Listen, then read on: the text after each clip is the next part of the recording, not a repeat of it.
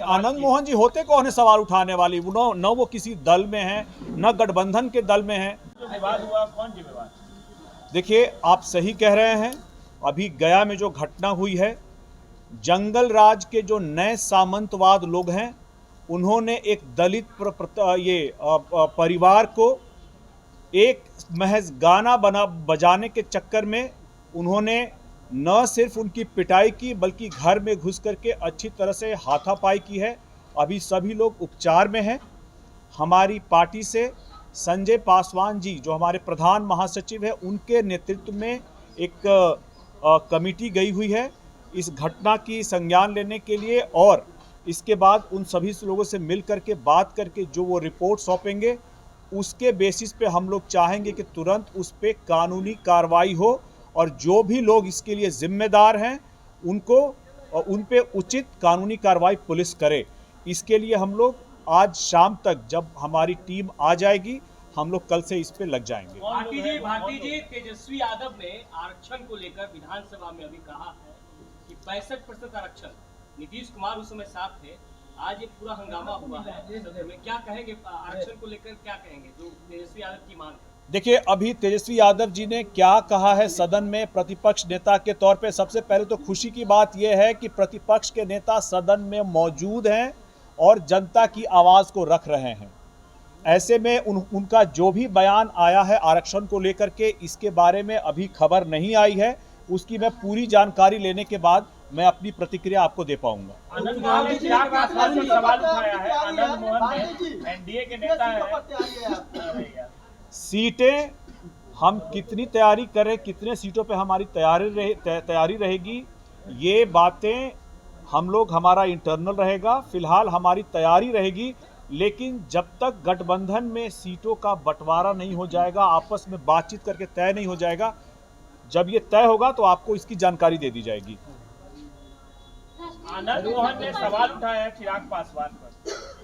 आनंद मोहन जी होते कौन है सवाल उठाने वाली? न वो किसी दल में है, न गठबंधन के दल में है। ऐसे लोगों के सवालों का जवाब हम लोग नहीं देंगे। मेरे ख्याल से प्रवक्ता हमारे सौरभ सिंह जी ने जवाब दे दिया है। इसके आगे हम लोग को कुछ नहीं कहना है। सवाल उन्होंने उठाया है। कोई गंभीर सवाल नहीं है। गंभीर सवाल क्या है इसमें? न वो दल के हैं। एक हर आदमी जो एक सवाल करेगा हमारे राष्ट्रीय अध्यक्ष पे, उसका जवाब देना हमारी तरफ से जरूरी नहीं, औचित्य नहीं बनता इसका। ऐसा कहा क्यों?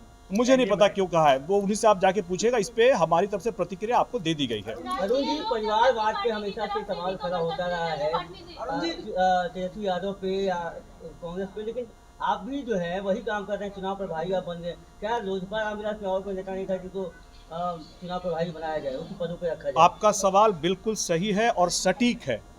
चुनाव प्रभारी उन्हीं को बनना चाहिए जो पूर्व में अपने कार्यकलाप से, अपने परफॉर्मेंस से, अपनी रणनीति से, पार्टी के अध्यक्ष द्वारा तय की गई नीतियों के हिसाब से काम करके रिजल्ट देने का काम किया हो।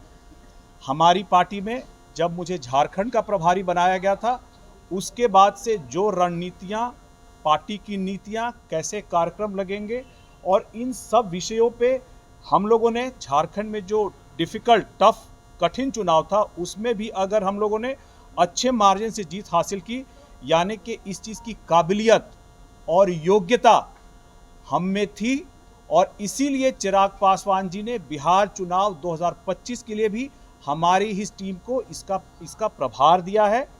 परिवार का होना एक आपके लिए एक एडवांटेज हो सकता है। दरवाज़ा खुल सकता है, दरवाज़ा खुल सकता है, लेकिन आपको अपनी योग्यता अपने रिजल्ट से साबित करनी पड़ती है, जो हम लोगों ने झारखंड में साबित किया है। अब जेपीसी पे मैं आपको बता दूं, जेपीसी पे भी उन्होंने मुझे इसलिए भेजा क्योंकि हमारे जितने भी हमारे हम लोग मुश्किल से 4 सांसद हैं जो हर कमेटी में जा सकते हैं। हमारे बाकी 3 सांसदों को अलग अलग कमेटी में पहले से ही प्रभार मिल गया था, इसीलिए उन्होंने मुझे भेजा। और इसका फ़ायदा भी ये हुआ कि हम लोग वक्फ का जो बिल है, इसके बृहद जो विस्तृत चर्चा हुई है, उसको हम लोगों ने अच्छी तरह से पढ़ा है, समझा है, जाना है। चूँकि मैं कमेटी में हूँ, मैं इसके डेलिब्रेशंस के बारे में आपको मैं विस्तार में नहीं बता सकता हूं, क्योंकि कॉन्फिडेंशियल होती है, गोपनीय होती है। जब रिपोर्ट आएगी और पार्टी का पक्ष इस बाबत अगर जो कमेटी में रखना होगा और लोकसभा में रखना होगा, जब मैं रखूंगा तो आपको भी इसकी जानकारी हो जाएगी। राष्ट्रीय लोक जनशक्ति पार्टी की तरफ से कि माननीय सांसद चिराग पासवान राजनीति के क्षेत्र के आइटम बॉय हैं, उनका कोई लेना देना नहीं है। हाँ, तो क्या करूं बताइए? लगातार इस तरह का बयान आ रहा है, हास्यास्पद बयान है। मतलब उनके इस बयान पे हमारी कोई प्रतिक्रिया नहीं है। चिराग पासवान जी के बारे में कौन क्या राय रखता है, इसके बारे में आपको भी बेहतर पता है। एक नेता के तौर पे कैसे अपने संघर्षों से वो तप करके आए हैं, कैसे गठबंधन में वो 5 सीट लेकर के आए हैं, और अब लोकसभा के अलावा झारखंड में भी जिस तरह से उन्होंने, उनके नेतृत्व में पार्टी ने जो रिजल्ट दिया है, ऐसे में चिराग पासवान जी की महत्ता अगर प्रधानमंत्री श्री नरेंद्र मोदी जी समझ रहे हैं, माननीय मुख्यमंत्री श्री नीतीश कुमार जी समझ रहे हैं, और गठबंधन के अन्य दल सब समझ रहे हैं, तो मुझे किसी एक पार्टी के एक प्रवक्ता पे कोई प्रतिक्रिया नहीं देनी है। अच्छा, राष्ट्रीय लोक जनशक्ति पार्टी की तरफ से भी कमर कसी जा रही है। वो लोग कह रहे हैं कि 243 पैनोरमा ग्रुप, जो सोचता है वो करता है। ये लो, मुंह मीठा करो। आज मैंने अपना जॉब छोड़ दिया, अब हम पूर्णिया वापस जाएंगे। जॉब छोड़ दिया है? मतलब ये घर कैसे चलेगा? हम करेंगे क्या? और माँ बाबूजी क्या बोलेंगे? इसलिए मैं एक और मिठाई का डब्बा लाया। अपने बिजनेस के लिए लोन अप्रूव हो गया। अरे लोन अप्रूव हो गया वो तो ठीक है, लेकिन पूर्णिया में हम रहेंगे कहाँ? अपना घर भी तो नहीं है वहाँ। इसलिए तो एक और मिठाई का डब्बा अलग से लाया हूँ। हमने पूर्णिया में घर ले लिया है, पूर्णिया के ई होम्स पैनोरमा में। पूर्णिया में पैनोरमा ग्रुप लेकर आए हैं ई होम्स पैनोरमा। बड़ा घर, आलीशान जिंदगी और अत्याधुनिक सुविधाओं के संग। अरे अब क्यों मुंह मीठा करवा रही हो? क्योंकि हम घर वापसी जो कर रहे हैं। घर वापसी की खुशी पूर्णिया में ई होम्स पैनोरमा के संग। E homes panorama, luxurious lifestyle redefined.